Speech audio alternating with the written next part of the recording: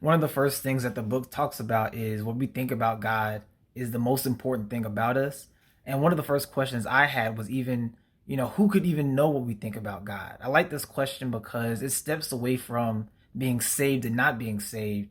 We're not even there yet. It just talks about, what do you think about him? What do you think about him? This chapter talks about the fact, like the most pretentious or the most foreshadowing fact about us as people is what's in our hearts. What do we really think about this God? And what started to come to mind for me is it possible? Is it even possible that our true and most honest thoughts about God are hidden?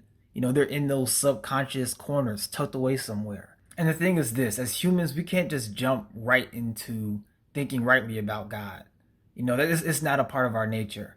And thinking about God rightly would be too much to bear if you don't take hold of what's available in the gospel. But in that same breath, you have to acknowledge that you have to know something about God for the gospel to have any value at all.